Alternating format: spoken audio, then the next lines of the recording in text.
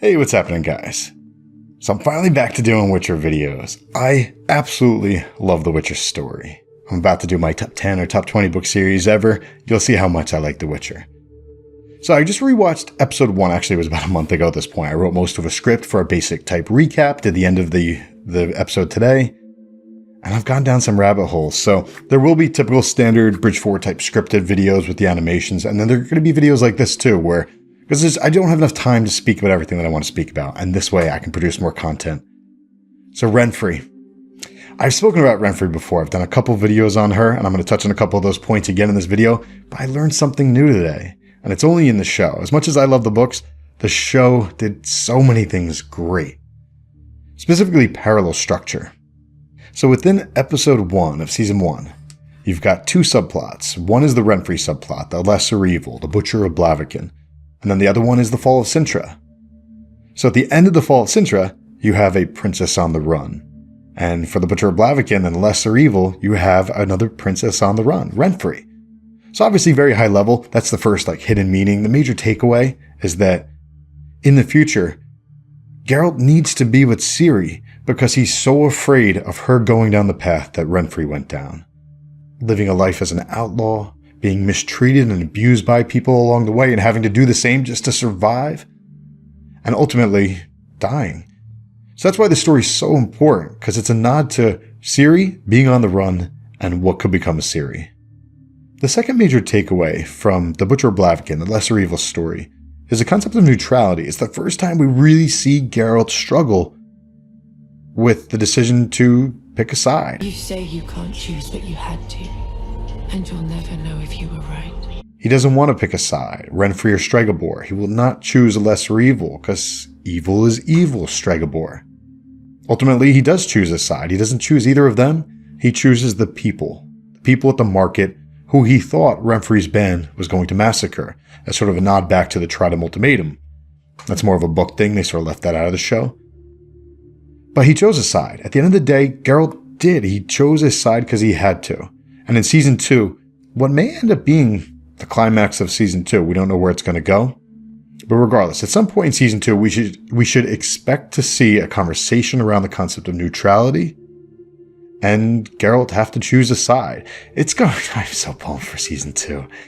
I'm just so pumped for every season. This show, this story, these characters, they're so great. Okay. Yeah, I don't want to go into any more detail than that without getting into spoilers, but yes. So the first is just the parallel between Ciri and Renfri, princesses on the run, and what could become of Ciri. The second major takeaway is the concept of neutrality. And then there's two more. One I've spoken about before. So Renfri's arc is obviously very tragic because everyone loves Renfri. Every reader, every watcher, Renfri is great.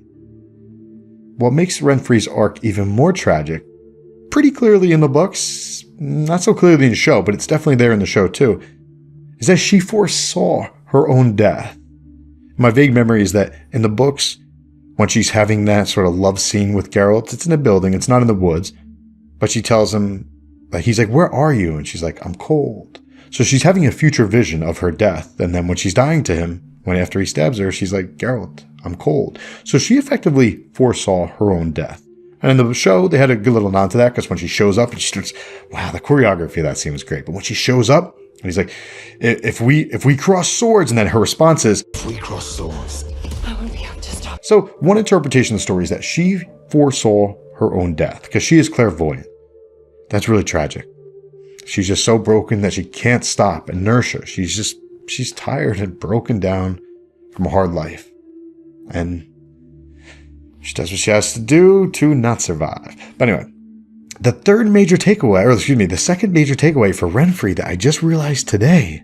Oh my God. It's only in the show. It's not in the books. Because as we mentioned earlier, in the books, their sort of love scene, their conversation, she climbed over some building. She snuck to him to try to get him to kill Stregobor. But she snuck to him when he was in his room, in a cabin, in his room at the top of the building, let's say. So she snuck in through the window. In the show, it's in the woods. And I just realized today that in this show, she prophesies Geralt having a destiny with the girl he'll meet in the woods. We heard her say that to him when he's having sort of that fever dream, when he wakes up and Renfri's no longer there. And you will run. You will try to outrun the girl in the woods, but you cannot. She is your destiny. Renfri. The girl in the woods will be with you always. She is your destiny. And it's literally the final words of the episode, I'm pretty sure. The girl in the woods will be with you always. She is your destiny. Find the girl in the woods. She is your destiny. So this takes on whole new meaning now.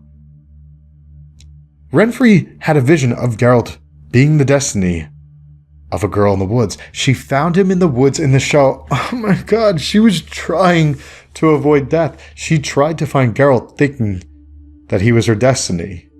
And ultimately, death was her destiny. Just so happens, death follows Geralt of Rivia.